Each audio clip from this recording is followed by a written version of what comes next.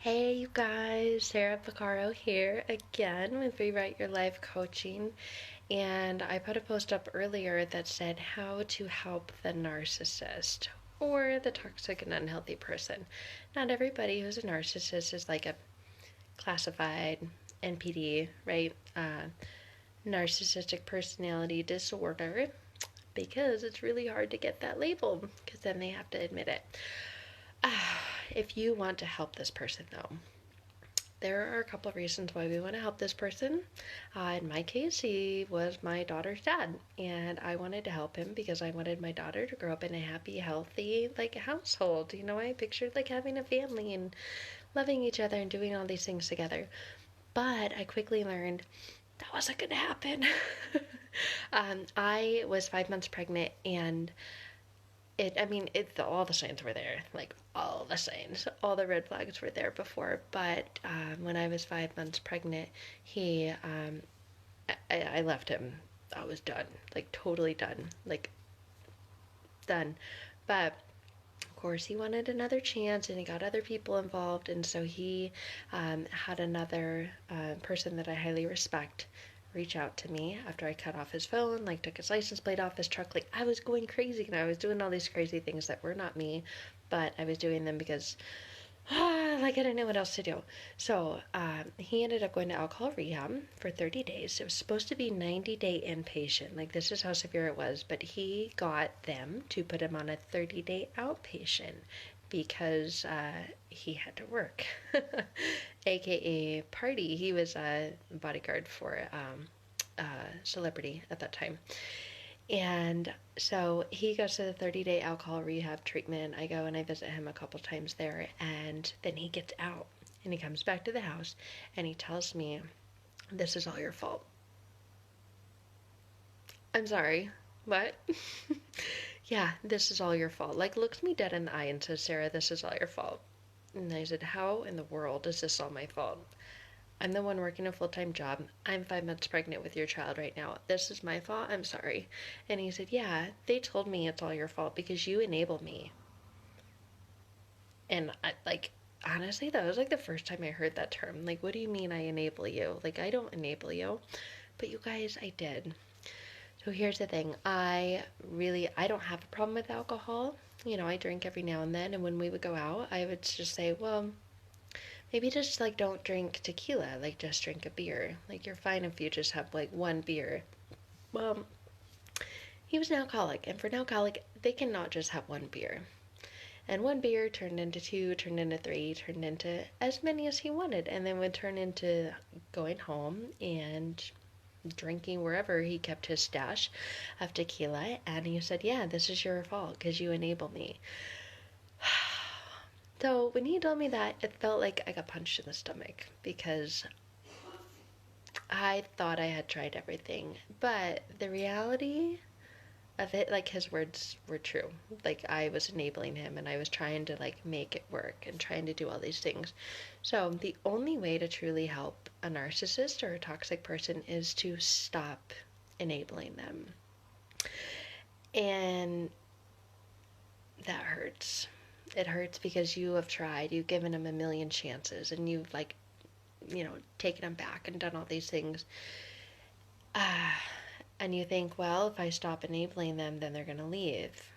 Well, yeah, most of the time they are, because the reality is, like us and the other part of the equation, and like the word victims, the ones being impacted, we are enabling them, and we are their supply, and that is all that the narcissist is out for, is just out for supply. So I wrote a couple things down I want to share with you. Your motivation, you have to look at why you want to help this narcissist. In this case, I wanted to help him because this was my daughter's dad, and I wanted us to have this loving family. I wanted my daughter to like grow up and have two parents under one roof. So you need to look at your motivation for why you want to help this person. The first one would be like the greater good of humanity, because you love this person, and so many people that I work with say, well, I love him, and they want to see him, or that you want to see this person eventually move on and be happy with their life, or do you want to help them because you have a future with them? And if you want to help them because you have a future, want to have a future with them that does not involve emotional abuse, if it's that reason, then there's some trauma bonding going on there. So if that's the case, we need to be aware of that and we need to walk away. And that is all the more reason to stop the enabling. Because we need to either distance ourselves at this point, and if you can, go no contact. I couldn't in that case. So that's where gray rocking comes into place. And that really helped tremendously to just start to limit my interaction and my engagement with this person and just go, okay, and then like really focus on myself and focus inward. The only way to help this person was to stop enabling them and to end and terminate the relationship, which is unfortunate because it was like everything against what my dreams were for raising a family and my daughter. But this is almost like in this case, this person was an alcoholic. It's like similar to if you have somebody who is addicted to drugs, you would not allow that person to move into your home and then say, here's your supply, like here's your drugs, here's your alcohol.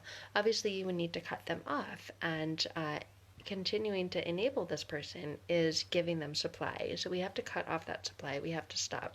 And that's on us. We have to stop enabling. And go no contact, gray rock is a really good method. And that's the only way. It's the only way that you can help this person. Yes, chances are they're going to end it with you and they're going to go get a new supply.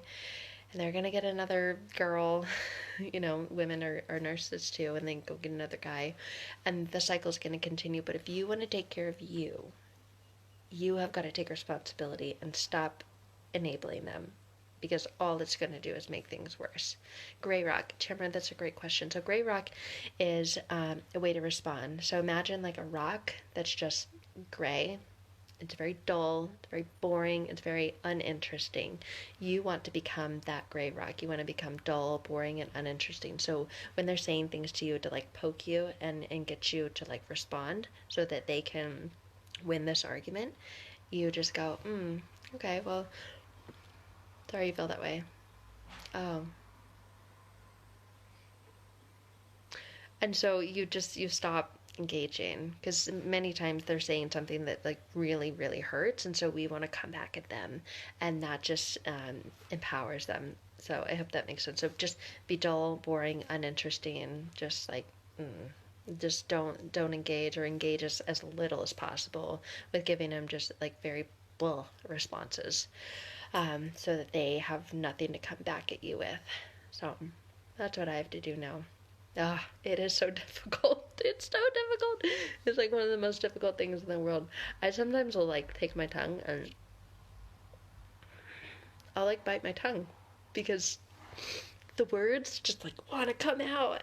And so I'll just bite my tongue, take a deep breath in, let it out, and just like look out the window, and I'll like think all the thoughts in my head, but I don't dare let them come out of my mouth, because then it just starts an argument, starts a fight. Why do they want to hurt you? Well, hurt people. So they want to hurt you because they're hurting inside, and they're very insecure. They got a lot of pain inside, a lot of pain, a lot of trauma, most of it that occurred from their childhood, and they have not dealt with it. They have not healed themselves, and so they're projecting all of that onto you, and that's the only reason why they want to hurt you, is because they're hurting so deeply and badly inside. Great questions, Tamara. So maybe try that trick. Bite your tongue. Don't bite it too hard. Like, not enough till you bleed. Or chew gum. I chew gum a lot. Especially, it's like... So I hope that helps you know how to help a narcissist and stop enabling. And really take a look at yourself. That was the biggest thing. When he said, well, you're enabling me, I thought, no, I'm not. No, I'm not. This is your fault. You're crazy. I don't enable you. Like, I yell at you all the time. I tell you everything that you need to stop and you need to change and how wrong you are. And then I thought, wow, well, I guess, what does enabling mean? Enabling means continuing to allow this person to behave the way that they're behaving. And then I thought, wow, I guess I do. That's the last thing I wanted to tell myself, and that's the last thing I wanted to hear. But once I realized, like, I do, then it all stopped, because then it was on me. The responsibility was on me. I couldn't be like, you need to stop doing this, and it's like go through my list. So, it sucks. Oh my gosh, it sucks. It sucks to hear that. It sucks to feel that. Like, I'm like turning red just thinking about it. But you guys, this is information to help you, to empower you. Um, so stop enabling. Look at yourself. Where can you take responsibility? Where can you gray rock if you can?